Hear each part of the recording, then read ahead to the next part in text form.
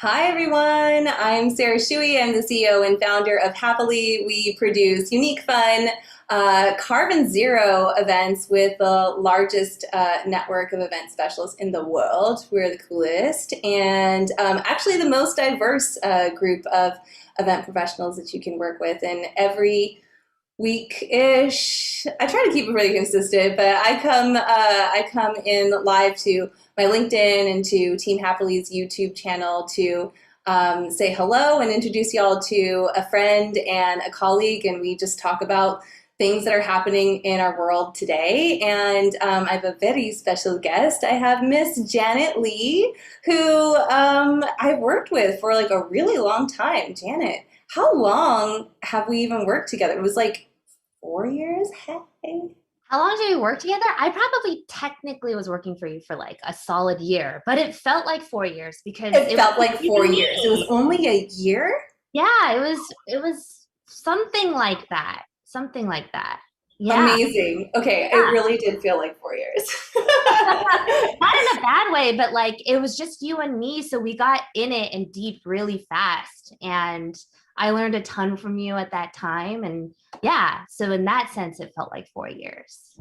And Janet and I met through an amazing artist that Janet used to work with at the Getty, Shizu Saldamondo, right? I love Oh Shizu. yeah, yeah, and Anne Bray, that whole like LA art scene. Yeah. Okay, Mm-hmm. well, Janet, tell us a little bit about like your career and give us a little intro on your life. Yeah, I mean, essentially, I work in podcasting, and I've been in podcasting probably for like the last 5 years or so. But generally speaking, I've always kind of gravitated towards organizations and nonprofits with a really strong mission. I kind of found that out from a very young age, like in college, that I wanted to do something that was going to make the world less stupid and more empathetic, just to like boil it down in a nutshell. Initially, I thought that was going to be in the museum space in like public programming, which was like the bridge that would bridge the gap between these institutions and like particularly younger generations and making those institutions relevant. But as we know, the museum world can be a really slow moving world. And so in the early 2000s, that's when I discovered TED Talks. And I found that what they were doing was what I was trying to do in a museum space, but on a digital scale and a multidisciplinary level. So I really like respected and wanted to be a part of that in some way. So by way of like meeting amazing people like Sarah, who would like, help me through the door, I started off there as like an intern almost 10 years, like 7 or 8 years ago, made the move to New York City, and then worked my way up as like a senior manager to help build the audio team. And I didn't realize that I would like kind of very fortuitously be entering that space when I did, because it was on the heels of Serial becoming like a thing. So I really helped Ted's media team really build this audio shop from scratch, and that was really amazing. But 7 I years in. mean, and it was like the partnership that you did with NPR, that Ted did with NPR, Yes. really blew up the TED podcast, right? Yeah, yeah, TED Radio Hour. And so I just kind of accidentally fell into that space as like the podcasting girl. But then, 7 years in any company is a really long time. And I felt like I had to spread my wings and fly. And so then I was at Patreon for almost a year, really kind of on the business and sales side of things, really trying to understand how do creators make money, especially independent creators, and wanting to understand that. And then COVID happened, and I really wanted to spend some time going freelance and seeing where that would go. And I had a few clients lined up, but then literally overnight, all of them dissolved because COVID was a thing in New York, and people's budgets were just slashed like that, right? So I was unemployed for about 3 months last year, feeling my feelings, which honestly, at the end of the day, was a great thing. And then I just was like, gonna say, like, you were just like go, go, go, go, go. Like, it's yeah, really, I'm glad that you had some time to like recenter. I did. Yeah, totally. And I'm grateful for that. And then the vice president of audio at Vice, Kate Osborne, hit me up and was like, yo, I need a stellar like production manager. Like, will you be that person? And, I had, some reservations in the beginning because I wasn't planning on going full time again, but she definitely was like creating a team of amazing audio producers that I never would have had access to or would have been able to work with. So 9 months later, I'm still there and it's been amazing. And we've already launched like probably 3 or 4 shows since I've been there. So it's like we're Didn't you have a turning. show that like, or one or two shows that were like won awards or nominated or something? Yeah, a few of them got awards for various things, but it's just been a really incredible experience. So that's my story in a nutshell. You're a media mogul. I was surprised that you like how many people are on your team? Like about 20 or so now, and they've all kind of started at the same time last summer. So we were like scotch taping the team together overnight. But we made it work. Amazing. Yeah. No, I think that's funny because like yeah, going from like museums and art and that's kind of like I always think about art as like super slow media. Yeah. And then into like TED Talks and that whole like video like education media essentially like that Mhm. form. And now audio. It's like how do you think audio is different, right? Like the experience, the user experience, or the content. Like what are some of the ways that are different than maybe like a video presentation of content? Yeah, I mean, I feel like it definitely feels more intimate because you have literally like a host that you've grown accustomed to and know very well through this intimate medium whispering in your ear, every day. And so I feel like the connection that a listener has to the shows, to podcasts are probably much deeper than the fandom or like the connection that happens between a YouTuber and like a watcher. And I think you're also able to do like, even though it's not visual, you're able to do so much more in-depth kind of storytelling. Like things don't really have to be limited to like 30 minutes. You can go as little as 10 minutes all the way up to as like 3 hours, like Dan Carlin's Hardcore History, because there's just something for everybody. And I think you can just go way more in depth on topics and get lost than you can through like a video medium, for instance. So Mhm. yeah, that's what I would think is like the primary difference. It's also a lot more expensive to produce video than it is to produce audio, right? Because you have like so many other layers. That's true, though. Like, when I talk to a lot of up and coming podcast creators who are trying to jump on the bandwagon of just having a podcast for podcast sake, they oversimplify how easy it might be to create a piece of audio. And like, I think everyone just reverts to like, I want to do a talk show with my friends, but I don't think they understand some of them that like the Mark Marons of the world and the Terry Grosses, there is an incredible amount of preparation and editing that goes into that final 1 hour interview. And so it's just interesting to gauge like people's perceptions of it, but it can be low cost, but the stuff that is really well polished can be somewhat pricey too, Hmm. you know? Every single podcaster that you just mentioned was a white dude. Like, what are like, who are the Hmm. podcast creators that are like, it's AAPI, I'm a happy Asian. Like, who are the Asian creators that like we should know about and should be following? Are there any that are like big? I mean, I feel so ashamed to say that, like, I could be better at knowing all of the Asian American podcasters that are out there. The ones that I hear about a lot are like Mashup Americans, or They Call Us Bruce, which is, I think, co hosted by Angry Asian Man Phil Yu and his partner, Jeff Yang. And then there's one by J. Caspian King, who's that like really famous New York Times or New Yorker magazine writer. He wrote that piece about Stephen Yun, but he's got a really good podcast, and I literally cannot remember the name of it. It's like Good Something. Anyway, I'm so ashamed to say this, but I could be better at knowing more about my Asian podcast Yeah, creators. and also all dudes. Like, where are the Asian women I as know. well, right? Have you Yeah. thought about ever starting a podcast? Um, no. Like you would think that like because I work in audio, all I do is consume audio. And honestly, that isn't really the case. Like I have my solid go-tos. But I'm actually really reticent to expand my horizons just because it is my work every day. I'm actually my film consumption has really increased, maybe as like to counteract all the audio that I consume in a workday. So yeah, but I've never actually really thought about, I hate the sound of my own voice. So to even What? consider record, You can't like, who do hate you the know sound that of one? your own voice.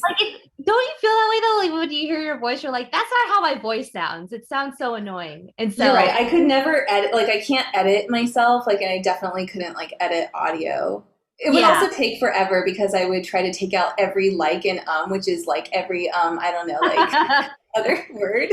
Yeah, yeah. But I mean, in terms of like all the different ways outside of my job that I've tried to like experiment with different mediums and personal projects. Like the latest one, the last one was I tried to create this like dinner party series when COVID wasn't a thing, and it was called Thought Pot, and it was going to be this like really curated experience where I would invite like 5 to 8 people over to the house, create a really lovely dinner, and then have like a prompt at the top of every dinner that then we can converse and debate.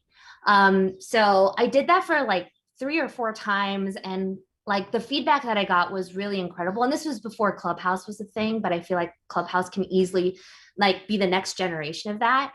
But you know, we were talking about, you know, stuff like the Harvard affirmative action case, you know, where do we all stand? And I think at that time, this was before BLM, before George Floyd, like I really lacked the language to be able to like drive those conversations. But just having, you know, fast forward and just with everyone, everything that's gone in the world, I'm thinking about re-upping that in a different capacity in some way, you know? Mm, Yeah. yeah, I think that's great. I mean, it's so funny, but I don't know. I just never. I guess like growing up a half Asian, right? Like and half white, Yeah. at least for me, you know, it was I I guess I've like always been really like hyper aware of race, but I've definitely been privileged where I don't ever feel like my race got in the way. But also, I kind of started my own business, right? But like Asian women, they are least likely to get promoted, least likely to get the title of like director and things. And so I think that I found sort of like the way around it by just being essentially like a creator. But you Mhm. like definitely like worked the ladder. I mean, I saw you go from like intern like all the way up to, Hell yeah. um, head of Ted's like audio division essentially. And I was shocked that you like are just like a manager at Vice. I was like, what? You're like the boss lady of this stuff. Well, I'm a senior manager. But But it's like also like senior production manager. Next yeah, time you yeah. call me, I'm gonna help negotiate a better title for you. Well, it's interesting that you say that because I have heard that stat about Asian women being the least likely to like climb up that ladder.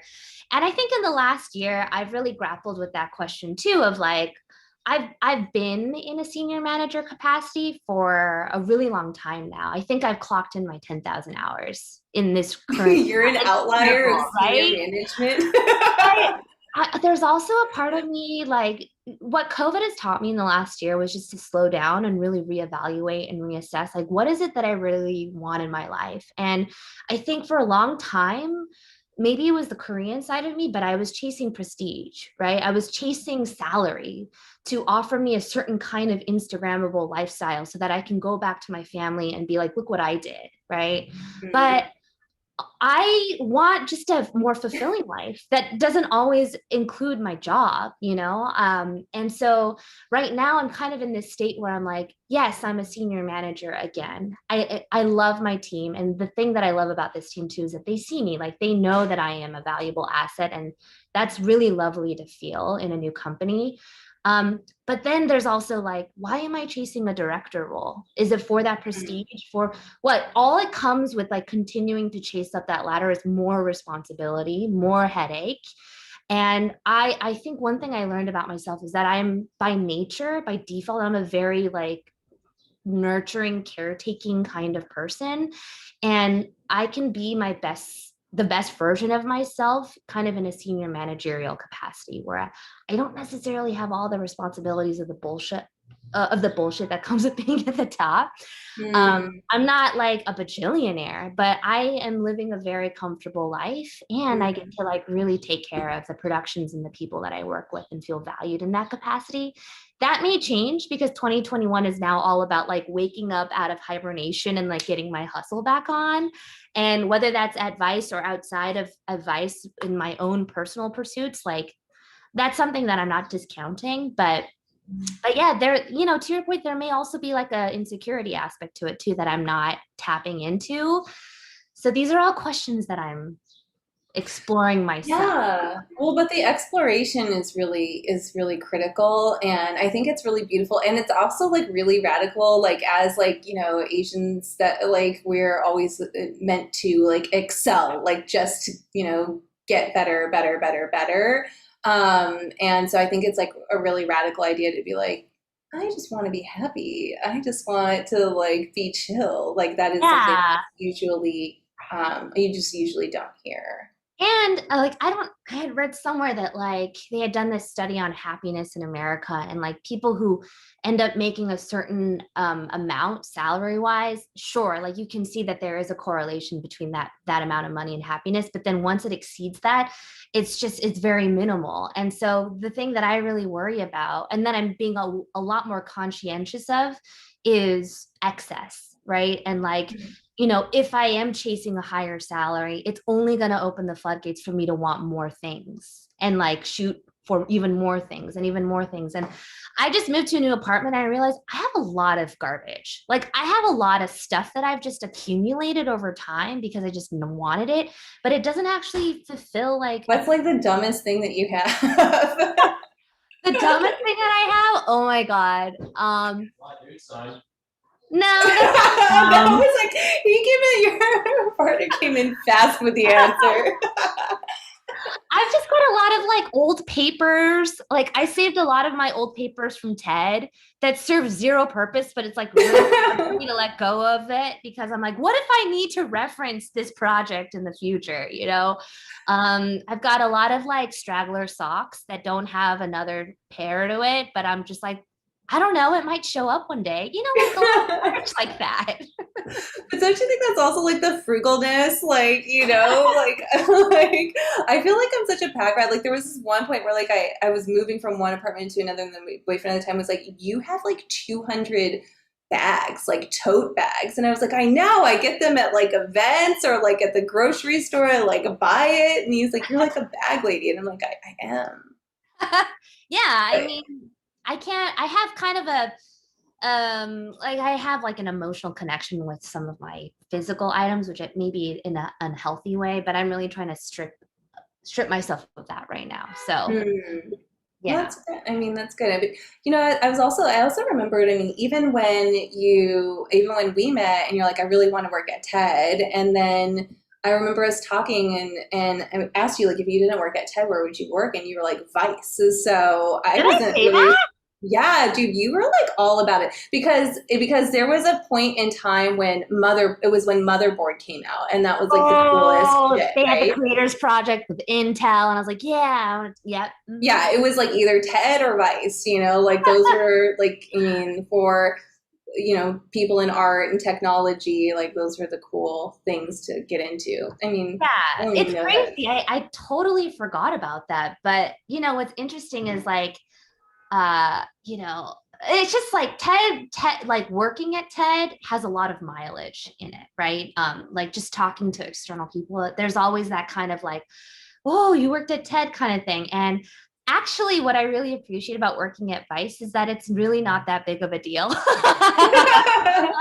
you know why? Because I think everyone, when you hear like, oh, you work at TED, like they think, oh, like you just like, Gave a TEDx talk really somewhere. serious and like working with the smartest people. When you like hear Vice, you're like, do you just drink beer at work all day long? That's what I think. Oh yeah, it's totally. I probably have the craziest hair on my team. My team is pretty chill. Yeah, we're a bunch of like public radio people, so we're like a chill group. But it's like it's humbling, right? Because they're like I work technically for the newsroom, the Vice News department, and it is really a talented group of reporters and journalists, and they're worried about wars, and things like that. And Oh so yeah. it's just really humbling to be in that environment. And I'm getting like, I've never worked in a newsroom before, and it's a different vibe, it's a different energy. And yeah, it's cool. I feel like I learned all like the good stuff about North Korea through Vice. Like, Yeah, there's probably like 5 people on that beat or something. Yeah, yeah. Are there yeah, they take their shit seriously. That's awesome. That's really awesome. Like, Mhm. I wanted to ask you, because when we were talking, you were talking, like, it reminded me of, I'm gonna pull it up. Sorry, Jeff Yang's, like, he like tweeted like earlier yesterday, and has been getting like a lot of mileage about, he's been asking people to like share their story when you were like mistaken as like another Asian, and I was like, that must have happened to Janet Lee like a bajillion Has times. that not happened to you? No, because I think that I mean, like, look, I always dress like a weirdo, like, and also, you know me, it's like, you better not mistake me for somebody else.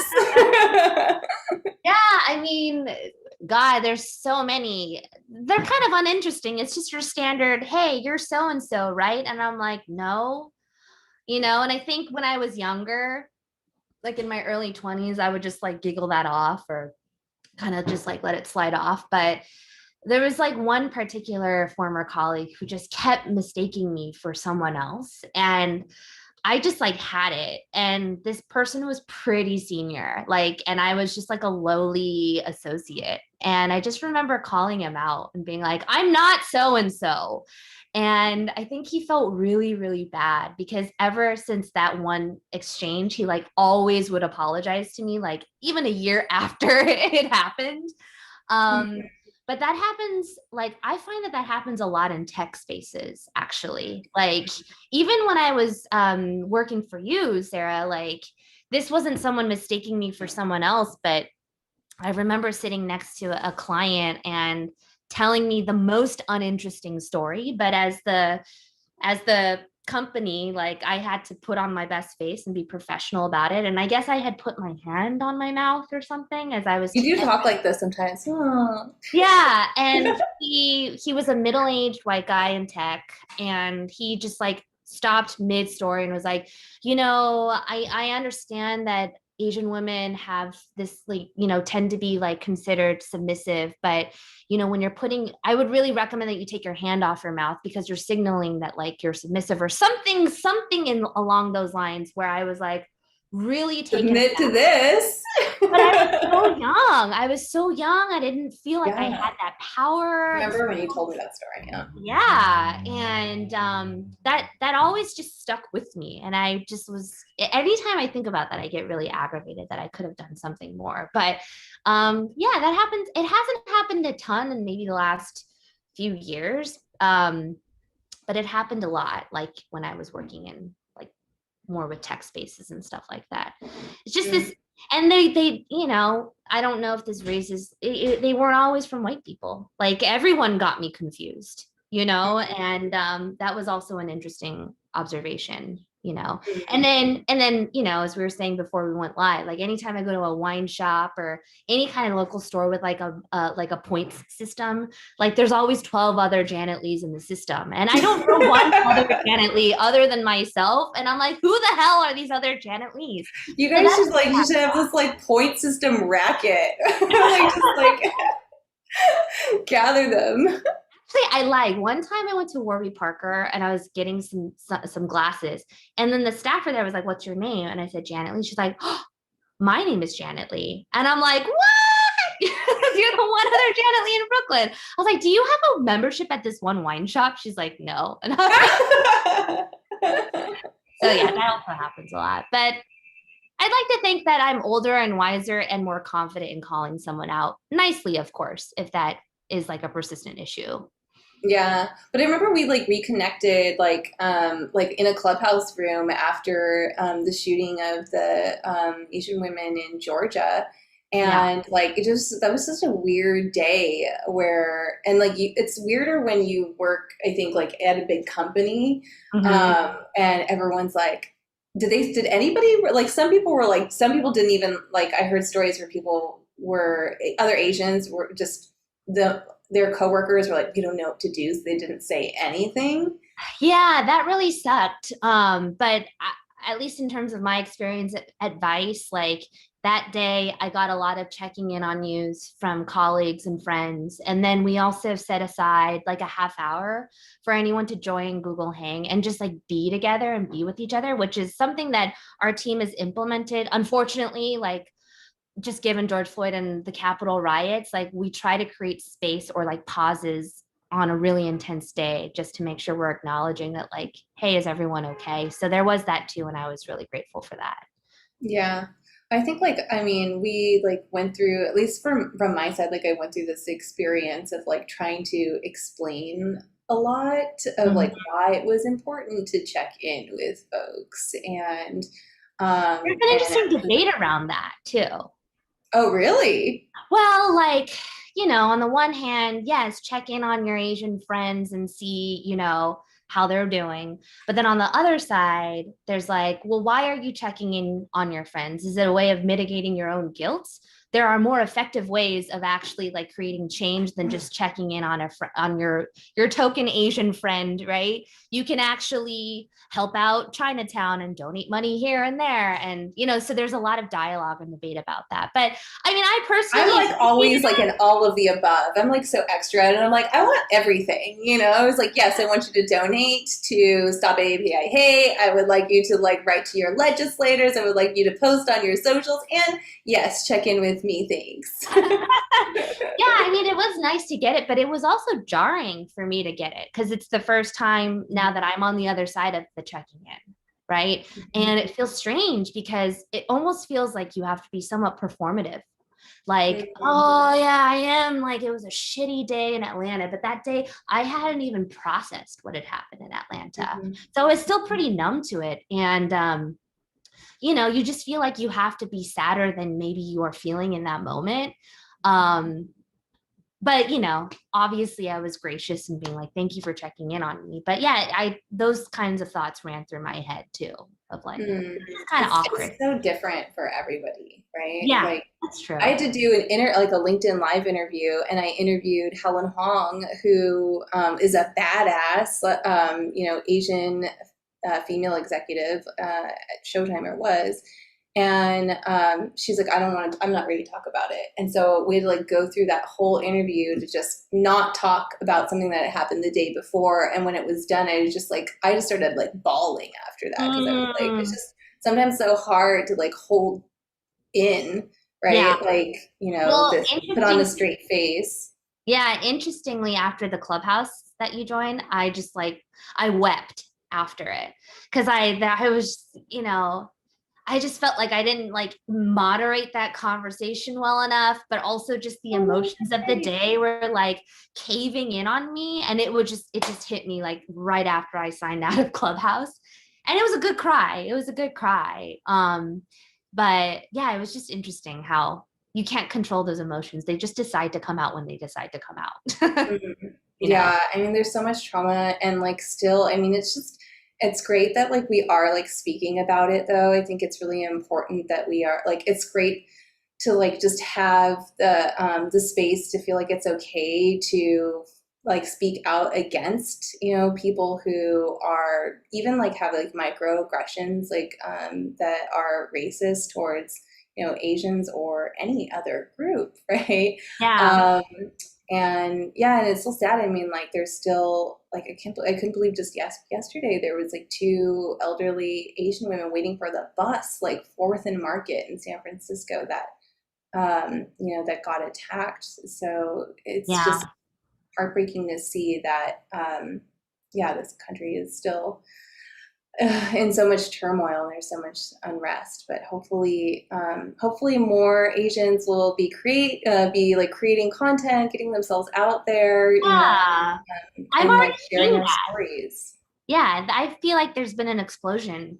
Explosion may be a strong word, but like there has been like an influx of really exciting Asian American creators at all levels, creating just more stories about us. And obviously, like Minari was just a way of like furthering that craft in terms of our narrative, because I personally feel like there is like some haters might think that some Asian creators are creating like a level of mediocre content that just like is the That drug. excellence thing again.